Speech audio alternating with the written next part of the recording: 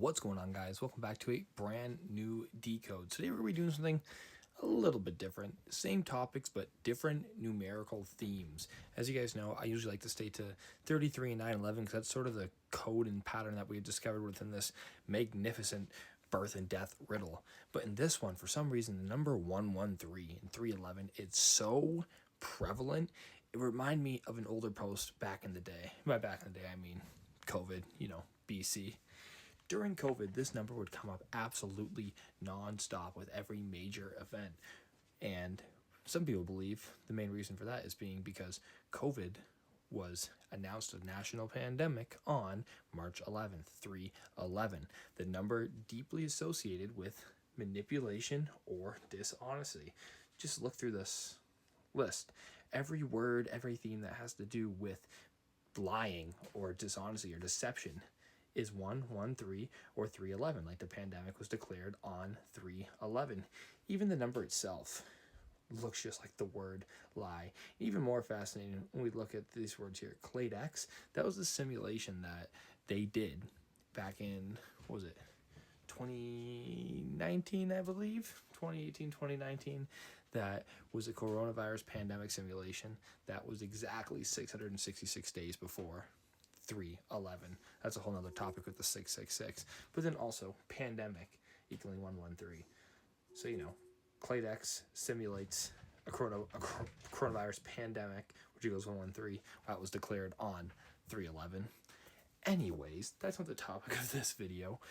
But this number of dishonesty, manipulation is very prominent in this very, very interesting decode. And that decode being the very, very interesting similarities between J.D. Vance and Paul Walker. Just look. Absolute striking resemblance and something you would never notice until you really open your eyes and put them side by side. So as most of us know, the world is a stage played by actors. So what if, hypothetically, just for entertainment purposes, he is the actor who is playing none other than J.D. Vance. Pretty fitting how we have all these ridiculous memes of the many faces of J.D. Vance. Interestingly enough, did you know that the CIA has a meme wing for propaganda? Look it up. It's crazy. But first thing I did, as always, is start to look at numerical connections between these people. And look at this very interesting code. Their birthdays, from Paul Walker's birth in 73 to J.D. Vance's in 84, is 10 years, 10 months, and 3 weeks to the day. 113. Then if we go from their birthdays in the exact same year there, just the distance within the year, it is 1 month, 1 week, and 3 days. And interestingly enough, the birth numerology of both J.D. Vance and Paul Walker is 113. Very interesting how right off the bat, that is exactly what we see. And like we stated before, that is the number of dishonesty, fake reality, manipulation. And let's just remember that Paul Walker starred in the movie Skulls, about the Skull and Bone Secret Society, which we touched on in my last video. If you haven't watched that, be sure to check it out. And in that movie, the Secret Society gives him a red Porsche. Not unlike the red Porsche that he ended up dying in. Once again, just entertainment purposes. So we already saw this theme of the 113s between J.D. Vance and Paul Walker. But more interestingly, if we go from the release of the Skulls movie to his death, it is 13 years. And just look at the dates we're talking about here. March 31st, 313. Paul Walker dies on 11/13/13 years after the Skulls movie comes out. Just being bombarded with this number for some odd reason. So as I'm in the midst of this decode, I'm reminded of this striking similarity, which we know nothing but deception going on in this field. But if he is potentially Paul Walker, wouldn't there potentially be some numerical synchronicity between Erica and Paul? Let's look. The code is perfectly intact. Erica Kirk had her birthday 11 months, 3 weeks, and 3 days before Paul Walker's 11/13/13 death. And not only that, if we go From her birthday to Paul Walker's birthday, it is 9 months, 3 weeks, and 3 days, not unlike Paul Walker dying 303 days before his birthday. So not only do we see the physical resemblance between the two and J.D. Vance, they all have this very specific, very unique, deception-based numerical code between.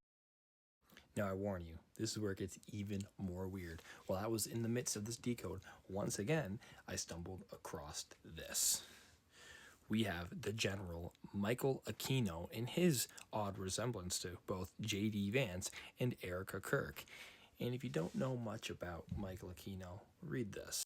To briefly sum it up, he was a war general, a Satanist who had no children, who wrote books specifically on psychological operations and manipulation of public perception. Here's the whole write-up from this Instagram page if you would like to read it.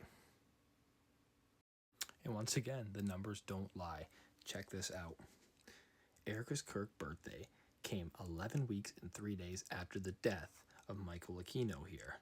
If we go from his birthday to Erica Kirk's birthday, it is separated by 330 days. Furthermore, if we go from Paul Walker's birthday to the death of Aquino, it is exactly 11 months, 3 weeks, and 0 days. And to sum it all up, if we go from Paul Walker's 11/13/2013 death to the birthday of Michael Aquino, it is 11 months, 0 weeks, and 3 days. You can't make this stuff up, guys. Now, there's so many theories behind what this could really mean. Are these just hidden children to preserve bloodlines, inbreeding within Hollywood, and politics like we see with all the royal families just carried over in secret as it's not widely accepted today like it once was? Is this potentially just straight up cloning of people that we see throughout Hollywood, as admitted by many people in Hollywood, like Tila Tequila, if you remember who she is? Or there's the other theory too, is this fallen angels? Are these the same people and same consciousness just living on and shedding their skin and being born again? We also see lots of examples, or weird examples, of Hollywood doppelgangers going back hundreds of years, seeming to continuously pop up throughout history, looking exactly the same birthmarks, same freckles. And you know what? That sentiment is sort of echoed in this show we see on Netflix, where essentially the Nephilim, the giants of Jotunheim, infiltrate this city, and that's exactly what they do. It's the last 4 giants of the last 4 fallen angels, and they move throughout city to city for hundreds of years, switching roles from parent to child, the same people just rebranding to survive and bring about their kingdom. So tell me, what do you guys think? At the end of the day, this is all speculation, entertainment purposes. It really means nothing. Nonetheless, it is very, very fascinating. I'd love to know what you think about this. By the way, how do I look posted up with the boys? The guys. Plot twist. I'm Erica Kirk. Seriously, let me know how you guys enjoyed this video, and I will catch you in the next one. Peace.